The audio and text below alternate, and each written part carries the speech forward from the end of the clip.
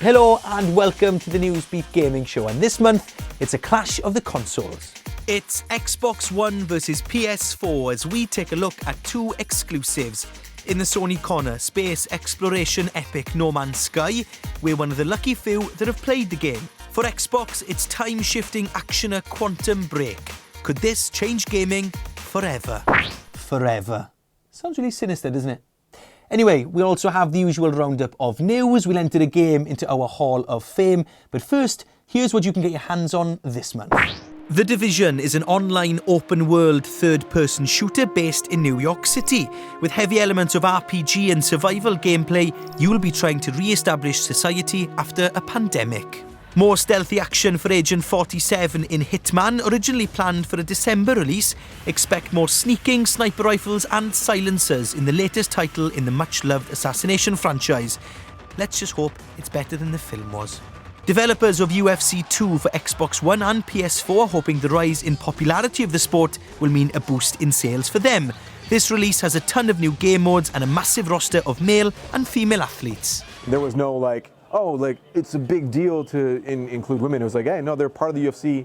They throw down in the octagon just like the guys do. So it would be more of a glaring hole to not have them than it is some kind of accomplishment for us to say, look, like we've included them. They should be there. They are there. And Legend of Zelda Twilight Princess HD is out for the Wii U. Originally released for the GameCube and the Wii in 2006, this is an updated version of the classic with some new content and better graphics. I kind of miss the old graphics, to be honest. Right, next on the show, it's one of the most anticipated titles of 2016 for PS4 owners. No Man's Sky was announced what feels like decades ago. We know it's about space exploration, we know there's endless possibilities, but can it really have 18 quintillion planets in the game? Well, we were lucky enough to try and find out. How big is a quintillion anyway? Now, you're not actually seeing exactly what we're seeing, but the footage represents pretty much what it's like to play the game. So I'm on a planet here, and as you can see, it's pretty nippy. Now, as you can see there's minerals here for me to mine. It allows me to build more stuff and explore more. It's like we see in RPG games all the time, I guess.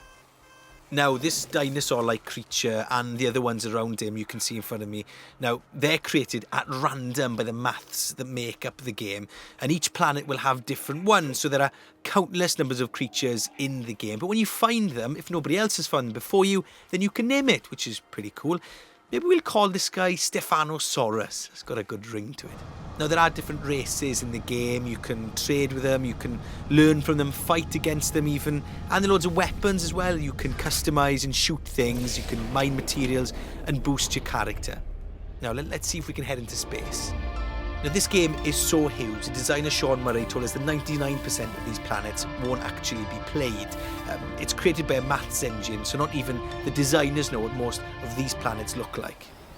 We've reached a new planet now, which is much warmer, so that's better, isn't it? And you have to say that this game is really good looking, and the mechanics are really easy to pick up and understand, but there is so much to explore. I wonder if it'll put some people off.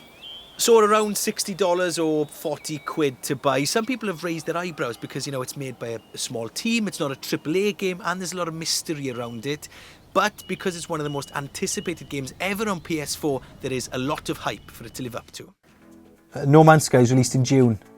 Oh, don't mind me, I'm just trying to find out how big a quintillion is. 30 zeros, really? Yeah, well. Here's the news. It all turned a bit nasty between Valve and Dota 2 commentator James Harding. He's been sacked from the Shanghai Major presentation, with Valve's Gabe Newell calling him an ass.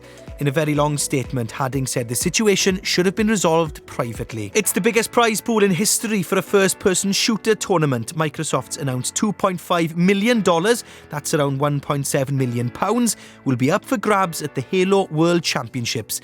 16 teams from around the world will compete in Los Angeles in March. Amateur Call of Duty players are getting the chance to play against the pros. The new World League Challenge division will sit below the game's pro division. Teams will compete for cash prizes and the chance to take part in playoffs with pro gamers to earn a place in the top flight. And Pokemon's back. 2 new games called Pokemon Sun and Moon are coming in celebration of the game's 20th anniversary.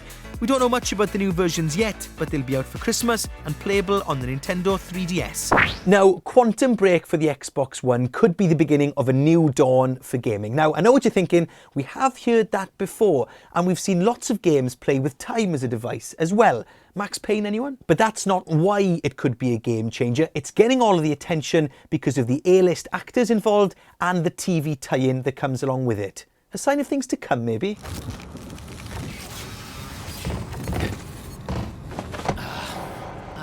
Well, Quantum Break is an entertainment experience. It's a story-driven, cinematic action game spectacle.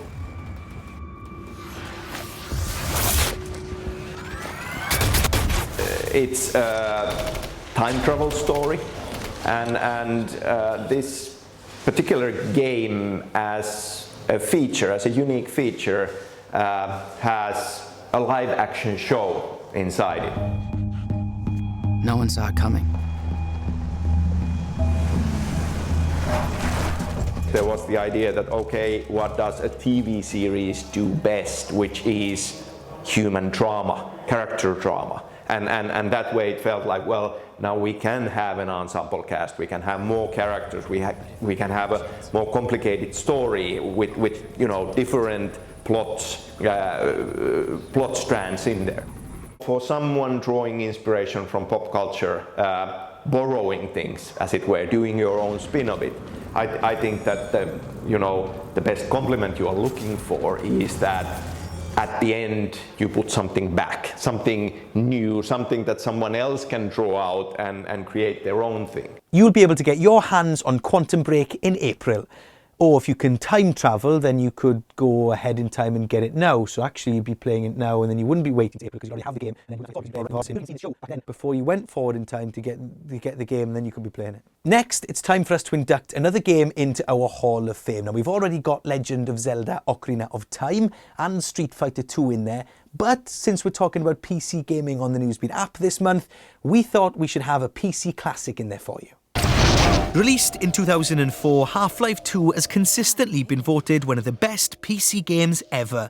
This first-person shooter managed not only to live up to the expectations of the original, but surpass them. A great blend of action and suspense, it set the bar so high that many games made now, more than 10 years later, can't reach it.